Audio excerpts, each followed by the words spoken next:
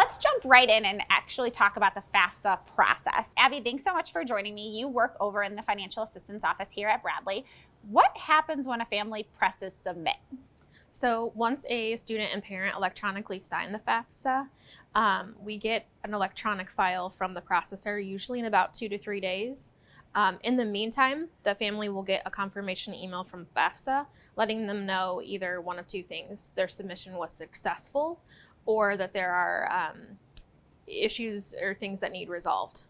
Perfect. And you all will reach out to them if there's issues or they need to sign something or anything like that. So we're just going to move forward assuming that their submission was successful.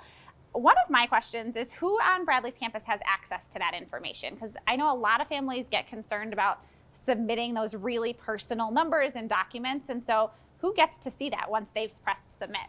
So the files come electronically as secure file directly to our office, and we are the only office on campus with access to that information. All right, so we're going to actually kind of back up a little bit because we were talking about how to submit it, but why should a family submit it? What does the FAFSA actually do for them? Sure. So the information included on the FAFSA actually provides us with a way to determine a student's financial need and eligibility for aid. So once we get that file, we're allowed to review that information and prepare the student's financial assistance offer, which will include any merit aid that a student was awarded upon admission, and then also any federal, state, and institutional grants that the student might be eligible for, and typically $5,500 in federal direct student loans. And that student loan is awesome because it's in the student's name, and so they don't need a parent to co-sign it. Okay, last question. How long does this whole process take? Again, it's already so overwhelming. They figured out how to file the FAFSA. When are they going to get some answers? Provided we have a valid FAFSA on file, we can typically get an award out to a student within about 2 weeks of admission to Bradley.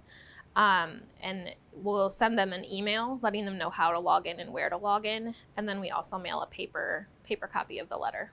Awesome. And that process usually starts around November because you can file the FAFSA in October of your senior year. So it takes a minute for us to get it. Then we process it, and those first awards start going out in November. And then, like Abby said, about every 2 weeks after that.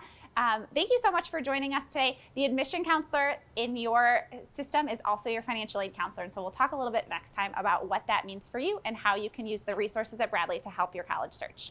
Thanks for coming to College Chat.